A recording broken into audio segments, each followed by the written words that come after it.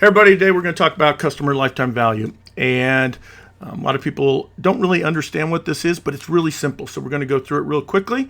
So what it is, basically what customer lifetime value is the amount of money that a customer is expected to purchase from your particular business during their entire lifetime. That's as simple as it is, right? Now, why is it important, customer lifetime value, to a marketer? Well, it helps you determine what the customer's value is to the business itself. It allows you to segment out your customers, which then allows you to determine how much you should invest in retaining those customers, as well as how much you should spend to actually go acquire new customers that look like your best customers. Okay.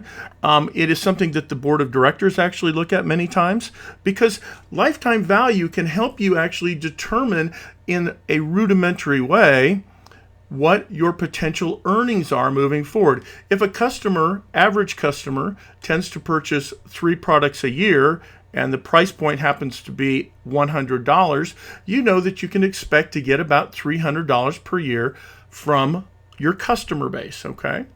From those that you've scored on your customer base. So that's a really important measure, especially when you come into earnings season, etc. Okay, so how do you calculate customer lifetime value?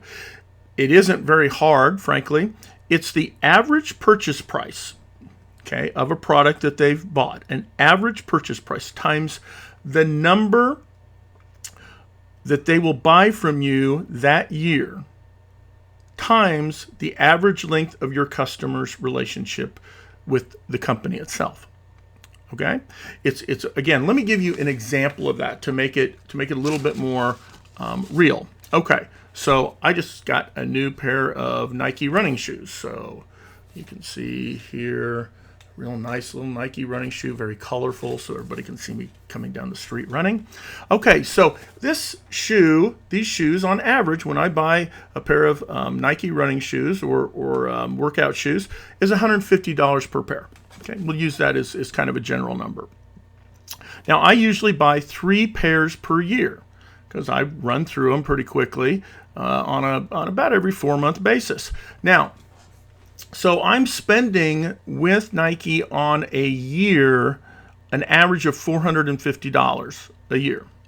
Okay, 3 pairs times $150.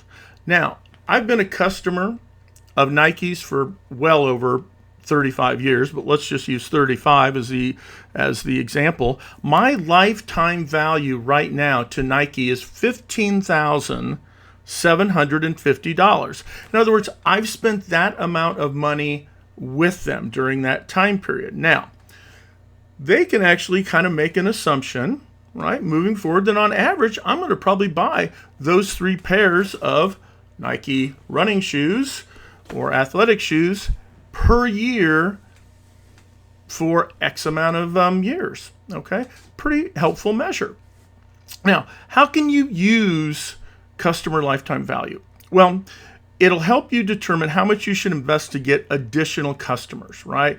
If it costs you $600 to get a customer, and it takes you 4 years to earn that back, and a customer's average lifetime with you is only 5 years, you probably don't want to invest that amount of money. But the amount of money that Nike might invest in me might be well worth it, because, again, I've thus far spent nearly $16,000 with them over 35 years. Okay. It can help you with product profitability as well as product mix. Okay. So if a customer purchases a pair of shoes, they purchase running shorts, and they purchase some piece of athletic equipment, right? If those 3 things are on average what they purchase per year, is that a higher lifetime value than if they purchase just 3 pairs of shoes? So it can help you then determine what you should cross-sell and upsell, and what your best mix of products are to achieve the highest lifetime value, because that's what you're trying to do as a business, is achieve the highest lifetime value that you can out of your customers itself. Okay. Things to consider with LTV. These are the things that you can do after you've kind of calculated. One, it helps you determine who you need to keep in touch with and who you don't. Again, do you need to put together a rewards program to keep customers happy? It allows you to then also take a look at those that have attrited out of your customer base. Are those your best customers that are leaving you? If they are, perhaps you need to go back and take a strong look at perhaps the way that your return policy is, or the way that your website is built. Is it easy for people to get access to it, etc.? It also helps you then determine the kinds of upsell and cross-sell as you move forward. Now, lifetime value can also be utilized in conjunction with RFM, recency, frequency, monetary value, which I did a video on a while back. So it's interesting that you can utilize the two of them together. Now, one of the key things to do when you calculate LTV is that you should score your database with that number so that you can identify who the best customers are versus the worst customers that you have. Okay? So that's a very, very quick rundown of LTV.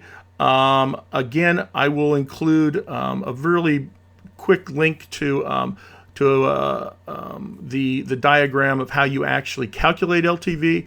I highly encourage you to implement this. It'll make you look like a hero to your boss. I promise you that. And management will love it. Thanks, everybody. Take care. Bye now.